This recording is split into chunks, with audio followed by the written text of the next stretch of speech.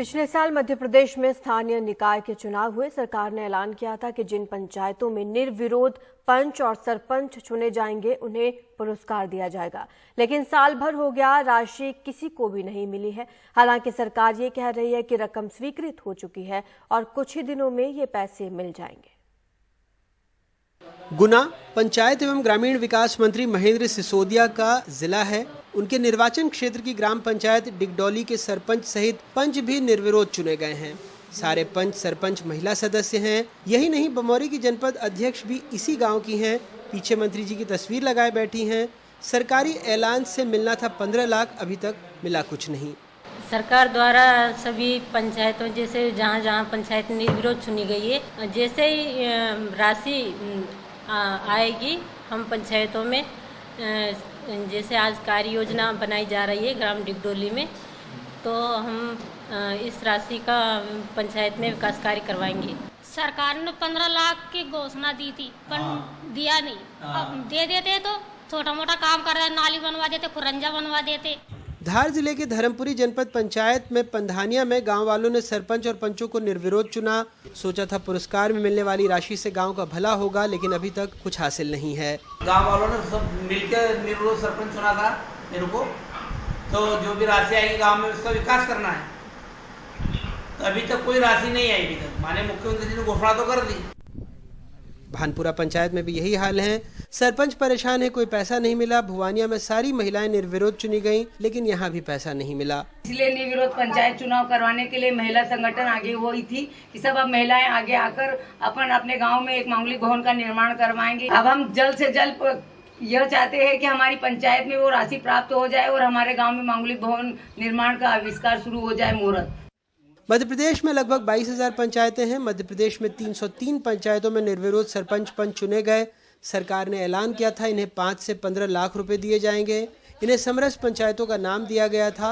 शासन का कहना है 5,146 लाख स्वीकृत हो गए हैं। उसमें 8 कैटेगरीज ली गई हैं और उस पर ऑर्डर्स हो चुके हैं, ऑर्डर्स निकल भी चुके हैं। तो सारी महिलाएं जितनी भी निर्विरोध सरपंच हैं सारी प्रसन्न हैं। प्रक्रिया का एक अंग होता है, अप्रूवल के बाद में फाइनेंस में जाता है और फिर ऑर्डर्स के बाद में फिर पैसा उनके खातों में पहुंच जाएगा। तो मैं नहीं समझता कि कहीं कोई दिक्कत उसमें आनी चाहिए। वायदे को साल भर हो गए, चुनावी साल आ गया। ऐसे में फाइल में स्वीकृति के बजाय सरपंच चाहते हैं पैसे जल्द से जल्द खाते में आ जाएं। सरकार कह रही है रकम स्वीकृत हो गई है, लेकिन पंच सरपंच कह रहे हैं कि पैसे मिले नहीं हैं। शायद ऐसे ही हालात के लिए कभी अदम गोंडवे ने लिखा था, जो उलझ कर रह गई है फाइलों के जाल में, गांव तक वो रोशनी आएगी कितने साल में। मध्य प्रदेश में अपने ब्यूरो सहयोगियों और भोपाल से कैमरा पर्सन रिजवान खान के साथ अनुराग द्वारी, NDTV इंडिया। G20 से पहले कश्मीर घाटी में सुरक्षा बढ़ा दी गई है। चप्पे चप्पे पर सुरक्षा बल तैनात है। NIA भी लगातार वहां पर कार्रवाई कर रही है। मई के पहले 15 दिनों में 70 जगह पर छापेमार कार्रवाई की जा चुकी है, ताकि आतंक की कमर तोड़ी जा सके।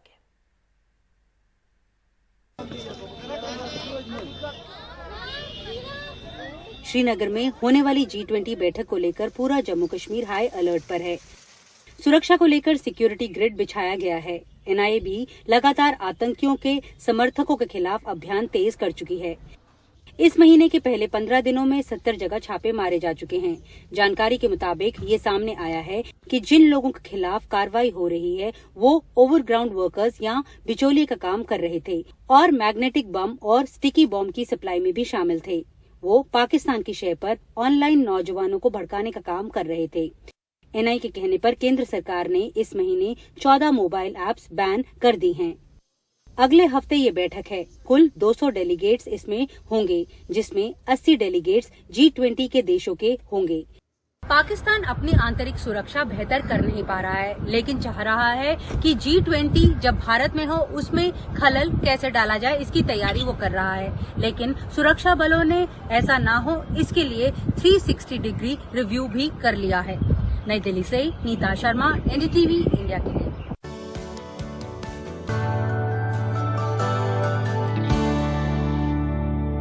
सिनेमा थिएटर्स का भविष्य क्या है? बॉलीवुड की फ्लॉप फिल्में, सस्ते सब्सक्रिप्शन में OTT का बढ़ता क्रेज थिएटर्स पर भारी पड़ रहा है। सिंगल स्क्रीन तो एक के बाद एक जैसे बंद ही हो रहे हैं। अब आंच क्या मल्टीप्लेक्स पर भी आई है? ये रिपोर्ट देखिए।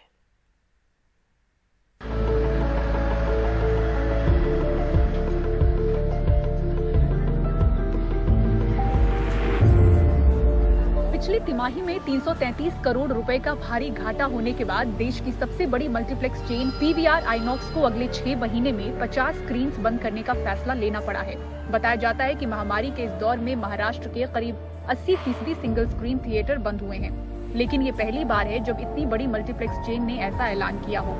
बॉलीवुड का कमजोर होता कंटेंट, ओटीटी का बढ़ता क्रेज और इन सब के बीच मल्टीप्लेक्सेस में महंगी टिकटें दर्शकों की पसंद बदल रही है। ओटीटी के कंटेंट काफ़ी ज़्यादा बेटर है, तो आई थिंक इट डिपेंड्स कि कौन से टाइप की मूवी है या क्या कंटेंट हमें दे रहा है। I prefer the theatre experience a bit more personally, but हाँ ओटीटी पे आजकल इतनी जल्दी आ जाती है कि लगता है कि why even go to a theatre. That is indeed a thing. It depends on the content, it depends on the movie. जैसे अभी कोई अवतार या मार्वल या कोई भी ऐसी कोई मूवी होगी तो we can't watch it on OTT platforms. We will have to go to the theater for that exposure. Special effects है या वैसे स्पेशल साउंड इफेक्ट्स है, हाँ, जो थिएटर में एक्सपीरियंस कर सकते हैं, जो OTT में नहीं कर सकते, फ़ोन पे नहीं कर सकते। भारत में ओटीटी प्लेटफॉर्म का मासिक सब्सक्रिप्शन औसतन 149 से 199 रुपए है। मल्टीप्लेक्स में पॉपकॉर्न की कीमत जितनी। मल्टीप्लेक्स में एक फिल्म के लिए औसत 600 से 1000 रुपए की टिकट होती है। ओटीटी पर देश विदेश का कंटेंट मौजूद है, कहीं भी देखने की आजादी है। नई रिलीज फिल्में भी कुछ हफ्ते बाद ओटीटी पर आ जाती हैं। ऐसे में दर्शकों का जुड़ाव इस प्लेटफॉर्म से समय के साथ पुख्ता होता जा रहा है, क्योंकि ये आजादी और बजट एक मल्टीप्लेक्स थिएटर में नहीं। निर्माता और G7 मल्टीप्लेक्स के 2 सिंगल स्क्रीन थिएटर्स के एग्जीक्यूटिव डायरेक्टर मनोज देसाई बीते 51 सालों से सिनेमा बिजनेस में हैं। कहते हैं कि बॉलीवुड ने इतना बुरा दौर कभी नहीं देखा। स्वर्गवासी यश चोपड़ा, स्वर्गवासी मनमोहन देसाई, स्वर्गवासी प्रकाश मेहरा क्या पिक्चर बनाते थे। पिक्चर का कंटेंट और थीम क्या रहता था, गाने क्या रहते थे। अब खाली हमें ये समझना है, हमारे खास करके बॉलीवुड वालों को, क्योंकि मैं भी प्रोड्यूसर रहा हूँ, ये समझना है कि we should make film extraordinary with contents. ऐसे फेंको मत फिल्म को संभालो। बॉलीवुड अगर अच्छी पिक्चर बनाएगा तो फ्यूचर अच्छा है, नहीं तो हमारा फ्यूचर अच्छा नहीं है। साल 2020 और 21 में फिल्मों की असफलताओं की वजह से थिएटर्स को काफी नुकसान उठाना पड़ा था। दृश्यम 2, भूल भुलैया 2, गंगूबाई काठियावाड़ी, द कश्मीर फाइल्स जैसी कुछ फिल्मों ने थिएटर्स को जिंदा रखा, तो पठान की सुपर सक्सेस ने थिएटर्स में बड़ी जान फूंकी। लेकिन कई फिल्मों का बॉक्स ऑफिस पर बुरी तरह फ्लॉप होना जारी है।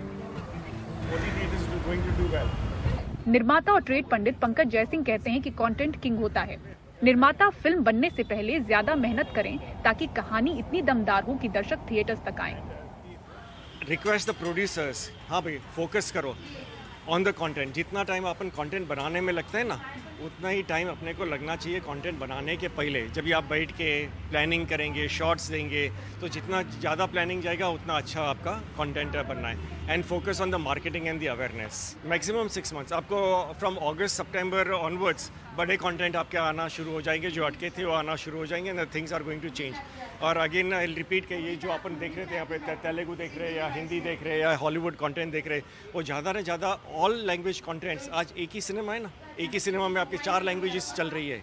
So this is what is going to be the future. एक ही सिनेमा में 4-5 की ऑक्यूपेंसी बढ़ेगी, ऑडियंस अट्रैक्ट होंगे। 100%। Don't be depressed. जिस तरह का कंटेंट आएगा और कंटेंट आ रहा है, it is definitely going to increase now. Audmax media की हालिया रिपोर्ट बताती है कि कोविड काल के बाद से करीब 2 करोड़ 40 लाख लोगों ने थिएटरों में जाना बंद कर दिया है। हालांकि दर्शक, निर्माता और ट्रेड पंडित ये बार-बार कह रहे हैं कि अगर स्टोरी में दम हो, कहानी में दम हो, तो दर्शक थिएटर ज़रूर जाएंगे, क्योंकि कम बजट की फिल्मों में भी ये ट्रेंड देखा गया है कि उसकी कमाई ज़्यादा हुई है। तो लोग खर्च करने के लिए ज़्यादा पैसे तैयार हैं मल्टीप्लेक्सेस में भी, बशर्ते कहानी में दम हो। मुंबई से कैमरा पर्सन अशोक महाटी के साथ पूजा भारद्वाज, NDTV इंडिया।